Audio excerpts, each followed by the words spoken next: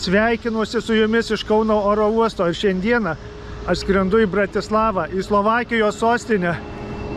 O kaip ūžia tie lėktuvai, pašnekėsiu garsiau ir greitai.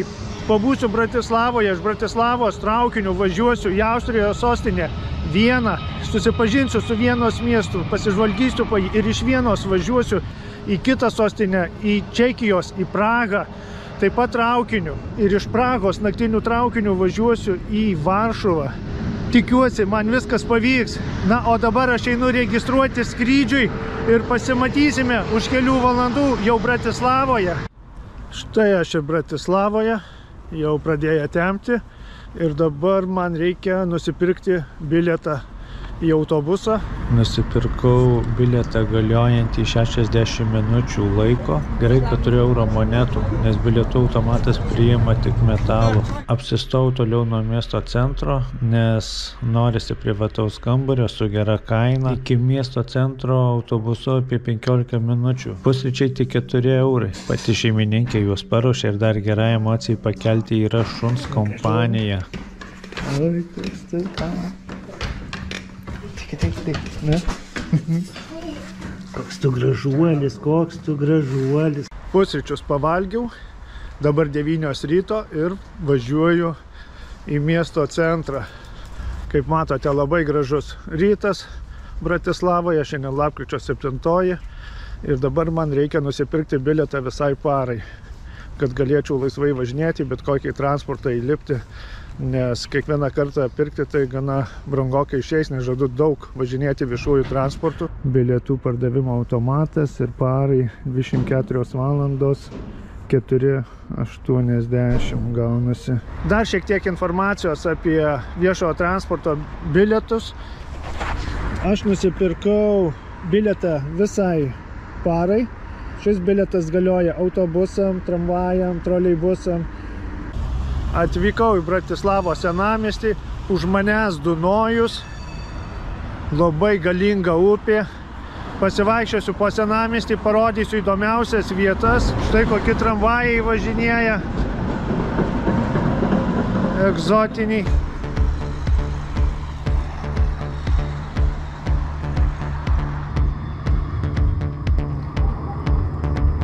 Bratislavos senamiestyje daug visokių yra rūmų, dvarų, netgi pilių.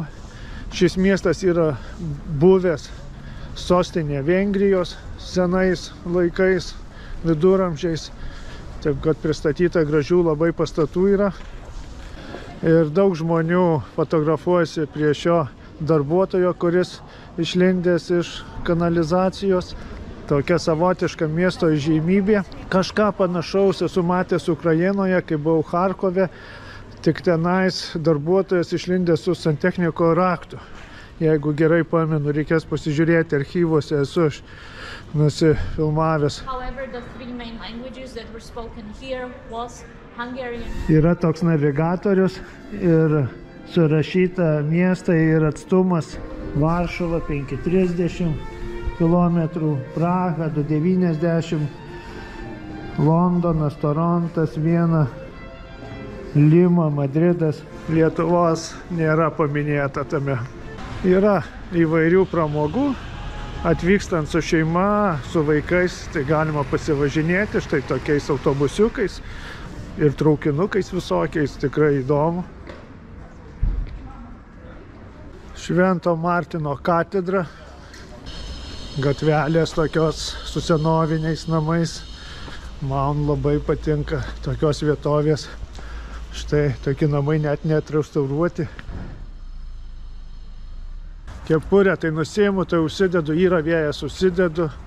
Nėra vėjo, šilta pasidaro, nusiimu. Na, noriu saugotis, nes dar man visą savaitę keliauti nesinori apsirgti.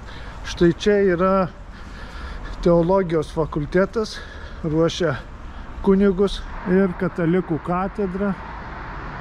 Bokštas labai panašus, koks yra Rygoje. Senoji miesto siena, tiksliau jos likučiai. Siena pastatyta seniai, prieš daugiau kaip 1000 metų. Bratislavos miesto siena. Bratislavos valdytojai ne tik Bratislavos, bet ir visos Slovakijos. Slovakija kažkada buvo gana galinga valstybė, vadinosi Moravijos kunigaikštystė, taip kaip ir Lietuvos didžioji kunigaikštystė, taip ir Moravijos gana buvo nemažai įsiplėtusi ir pakankamai svarbu vaidmenį vaidino šiame regione. Išties unikalus dalykas, kad išlikusi šita siena yra. Jinai yra išsaugota. Norėsiu užlipti ant viršaus, galima į viršų užsilipti, bet dar apeisiu čia, apsižiūrėsiu. O tokie objektai man labai patinka. Man nepatinka ten visokie dvarai, didikų, rūmai, nes man tai asocijuosi su išnaudojimu, tie visokie dvarai, rūmai ir taip toliau, kada gyveno vienas žmogus ar jo šeima, o tą dvarą išlaikyti turėjo tūkstančiai žmonių. Tai išnaudojimo simboliai. O štai čia gynybiniai objektai, tai yra žmonių geroviai, kad apsaugoti žmonės. Yra įėjimas.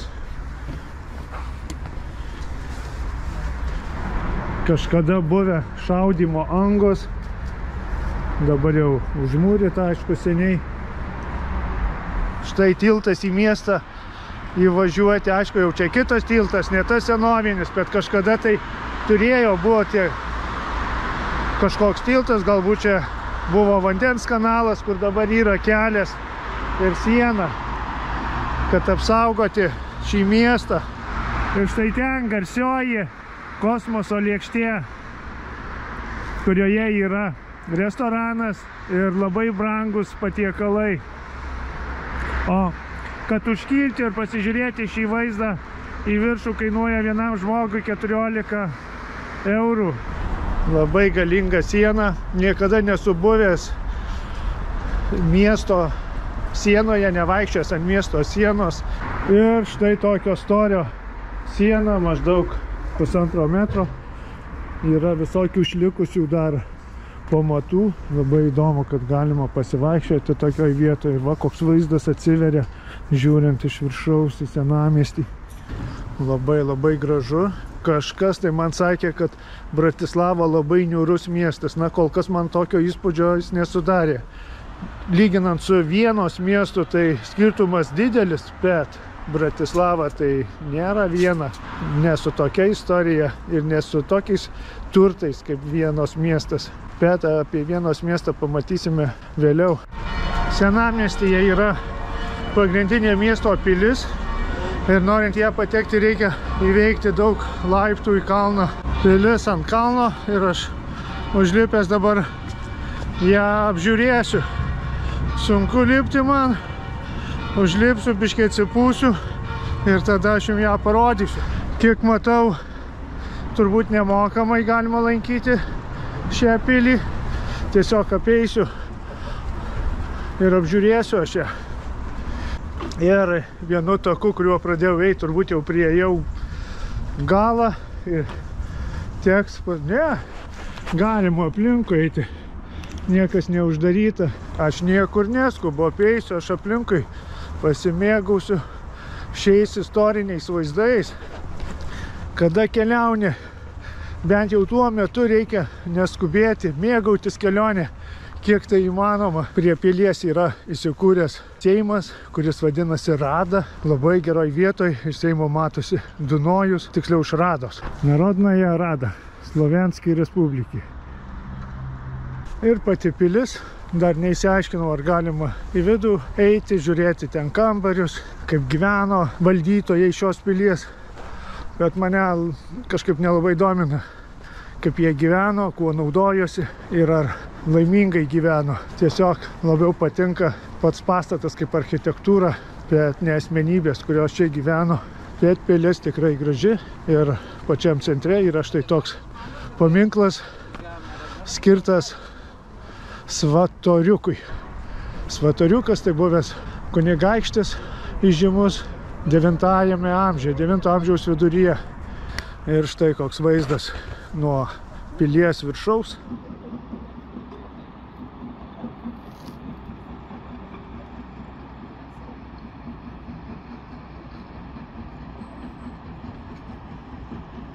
Ir tokia apžvalgos aikštelė prie pat tų vartų. Dviejų vartai tokie patys yra vienoje ir kitoje pusėje. Štai tokie vartai su tokiom statulom. Ir tokie patys, štai tenais vartai.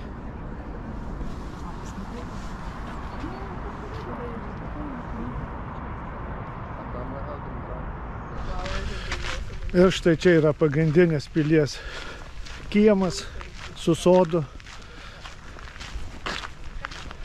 Daug visokių medžių prisodinta. Laiptai pagrindiniai ir įėjimas. Ir įdomios tokios visokios skulptūros. Sodas. Vasarą turbūt kur kas gražiau negu dabar rudenį. Dabar aš einu susirasti 29 autobusą, iš kurios aikštelės jis važiuoja, nes noriu su tuo autobusu nuvažiuoti už miesto. Ir va koksai. Čia galima užeit? Ne, negalima. Dėja įlipti negalima. O gal jis dar ir važiuojantis, gal kokius turistus veža. Taip teisingai, šis autobusas vežioja žmonės, turbūt galima nusipirkti bilietą. Privažiavau iki šios pilies, ant kokio kalno, ant kokios uolos jinai pastatyta. Turbūt bus nelengva įlipti, jau šiandien antrą kartą lipu į tokį aukštą kalną. Nusipirkti bilietą reikia. Thank you. Štai koks gražus kalnas. Didelis kalnas iš tikrųjų. Ir pati pilis. Darau šiek tiek tokį sustojimą, pertrauką, kad neužkalt širdies, nes užlipti yra ką veikti. O jau šiandien vaikštau apie 5 valandas, tai jau gal 6 kokias. Ne jauniklis esu, ne 20 metų man, kad galėčiau visą dieną turbo. Pati pilis yra sena, čia buvo apsistoję prieš romėnus netgi, paskui romėnai. Romėnų citadelė čia buvo kelis šimtmečius, nes Romos imperija buvo iki šios vietos. Galima sakyti, čia sienos tokios Romos ir šulinys. Parodyta kapeikų nemesti, jokių centų, kapeikų ir taip toliau. Oho. Hei!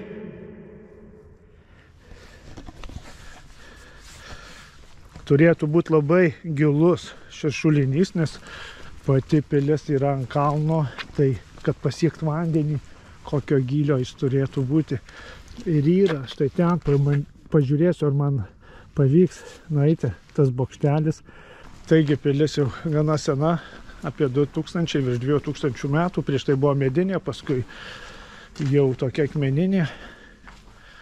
Jau gal romėnai pastatė akmeninę, jie viską iš akmenų statydavo. Čia kažkokie kambariai. Tarp sienų tualetas įrengtas. Galima netgi atlikti reikalus šioje pilyje.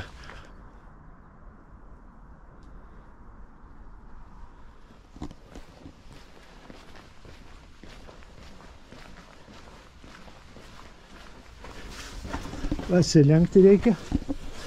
Ir aš išeinu į tokį balkoną pilies. Galima sakyti balkonas. Galima dar aukščiau užsilipti. Ir apžvelgsime iš pačio viršaus. Paskui eisiu į kitą pilies bokštą.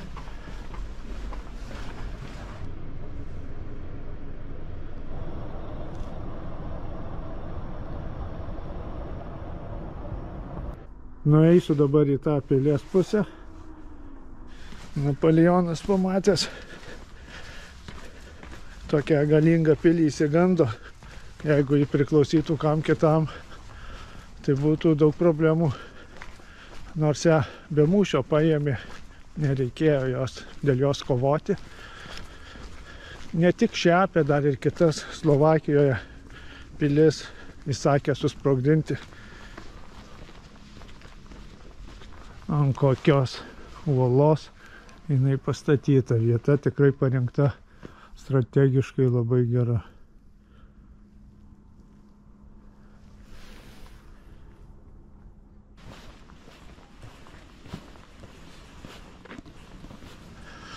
Patinka man tokia grynai istorinė pilis. Jinai neatstatyta, neišpuošta turistams. Ir apžvalgos aikštelė yra.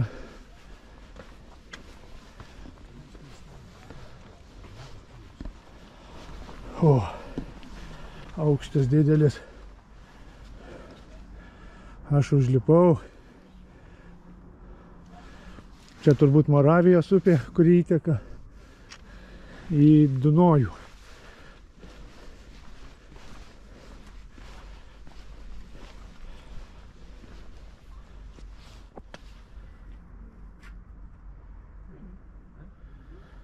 Ir tikrai verta dėl šio vaizdo buvo čia užlipti, atvažiuoti, viską pamatyti, nes tai labai gražu. Tokioj gražioj vietoj, nežinau, ar senovės žmonės grožėjosi šiuo vaizdu, turbūt nelabai tas rūpėjo, bet dabar galima grožėtis.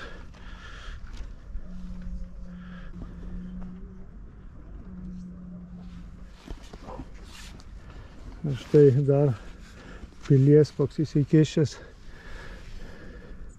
gynybinis bokštas buvęs. Ir apačioj, ten žemai yra dar tas mergelės bokštas. Esu tiesiog sužavėtas.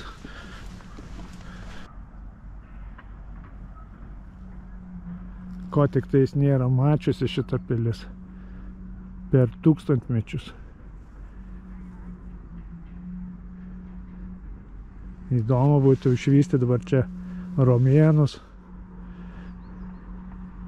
viduramžių riterius, Napoleono karius.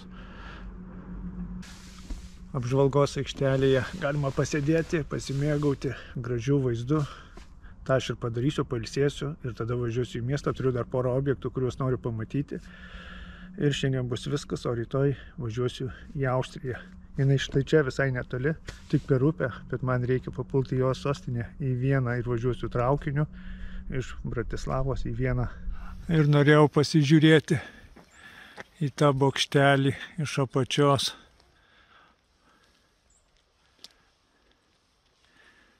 Į jį niekaip neįmanoma papulti. Turbūt kažkokius tiltas buvo, kad galėtų jį papulti. O dabar viskas atkirsta ir nėra jokių galimybių nei legaliai, nei nelegaliai. Nebent alpinistui tik tais įkopti tokią uolą. Atvažiavau autobusu nuo tos pilies į miesto centrą vėl. Važiuoju didžiausią prekybos centrą Bratislavoje. O koks senas, fainas tramvajus. Man netgi įdomiau tokiais senoviniais pravažiuoti negu naujais.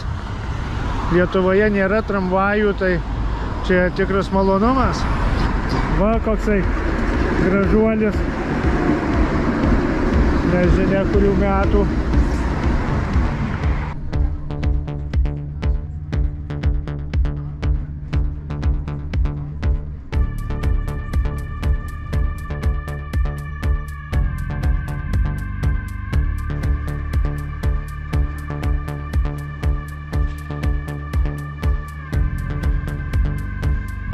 Na, išties prekybos centras gražus, didžiausias, jisai yra Slovakijoje. Tai jį būtent užsukau, norėjau dar ką pamatyti, nes mačiau nuotraukose, kad čia buvo išdėstyta daug įvairiausių dinozaurų, maketų. O man patinka dinozaurai, norėjau juos pamatyti, dėja aš jų nepamačiau, perėjau per visus aukštus ir niekur aš jų neradau. Taigi maisto turiu, važiuoju namo dabar ilsėtis ir pasimatysime ryte, o ryte aš noriu dar užsukti į vieną įdomią vietą ir tada važiuosiu jau išstoti į traukinių ir iš stoties į Austriją, į Vieną. Pasiruošęs važiuoti į Vieną, Viską susiruošiau. Paliksiu šiuos namus greitai, bet dabar dar einu papusryčiauti.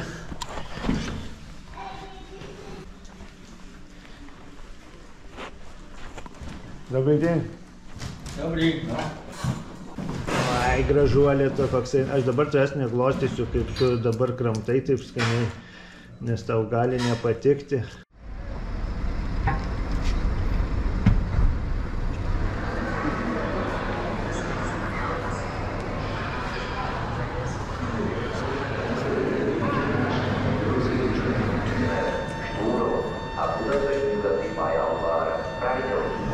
Taigi pasirinkau šios stoties važiuoti vien dėl to, kad aš turiu kitą kanalą, kur filmuoju traukinius ir būtent dėl to mane domina įvairūs tokie įdomesni maršrutai, bet jeigu šiaip reikėtų važiuoti, o koks traukinukas. Šiaip jeigu reiktų važiuoti į vieną, tai rinkčiausi kitą stotį, kurios pavadinimas yra štai toks, neatsimenu, aš dabar užrašau tą pavadinimą. Ir iš tenais važiuoja kas valandą, bilietas vidutiniškai apie 9, apie 10 eurų. Na, norėjau dar pasakyti, kad pritrūko man laiko Bratislavoje.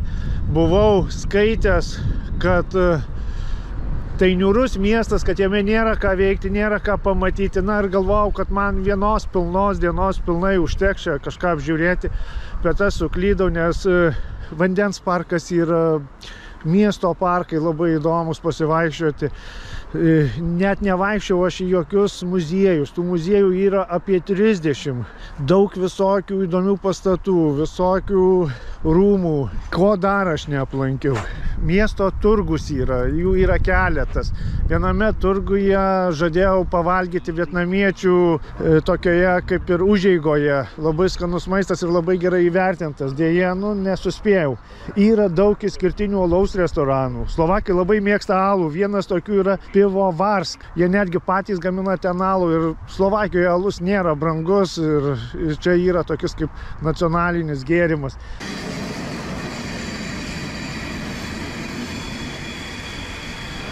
Atvažiavo traukinys iš Budapešto į Terispolį. Terispolis tai toks miestas Lenkijoje prie sienos su Baltarusija, prie miesto Brestas. Važiavau šitų maršrutų maždaug prieš keletą mėnesių į Varšuvą. Tai tikrai labai patogus maršrutas ir pigus traukinys, tik apie 30 eurų kainavo. Ir atsimenu, buvau štai čia šioje vietoje išlipęs, nes traukinys stovi gal tik apie 5 minutės, bet išlipau nors porą minučių pasivaikščioti ir pagalvojau, wow, kokia faina Bratislavos stotis, norėčiau čia atvažiuoti, pabūti šioje stotyje, šios stoties kažkur nuvažiuoti. Na ir štai dabar aš čia esu ir čia va šitas traukinys vėluoja, tai turbūt jau labai greitai išvažiuos. Na, jau švilpia, tai jau tikrai greitai kažkas dar norėjo išeiti parūkyti, bet nespės. Važiuos dabar jisai pro Slovakiją į Čekiją.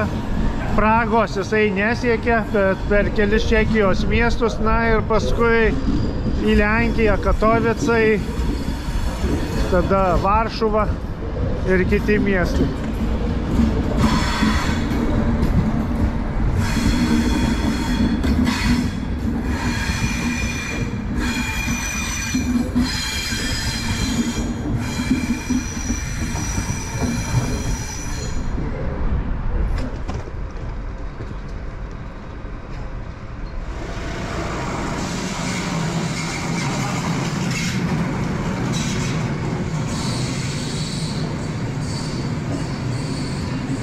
Tolokai nuvažiavo, susirasiu savo vagoną. Na ir po valandos jau būsiu Vienoje.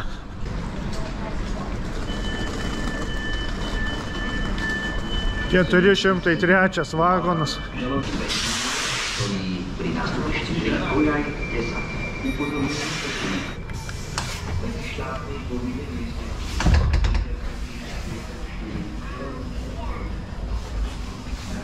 Štai kokios vietos šiame vagone. Žmonių ne per daugiausiai. Tuoj pažiūrėsiu savo vietą. Mano štai čia tokia atviro tipo vieta. Viskas tas pats, tik nėra pertvarų.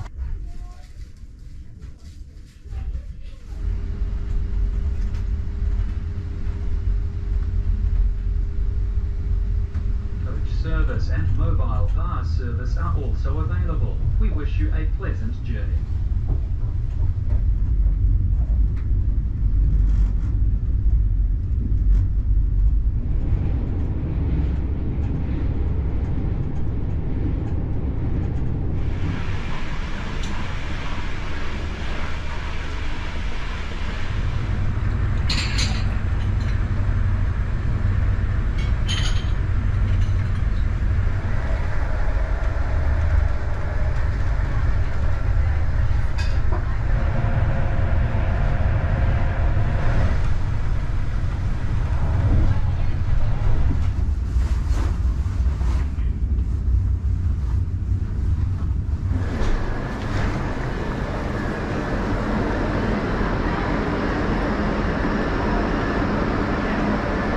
Na štai, brangūs žiūrovai, atvažiavau į Vienos miestą.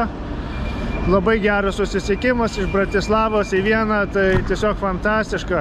O su jumis atsisveikinu iki sekančio video. Sekantis video bus iš Vienos miesto ir kaip aš važiuosiu iš Vienos į Prahą. Taigi, iki kito susitikimo.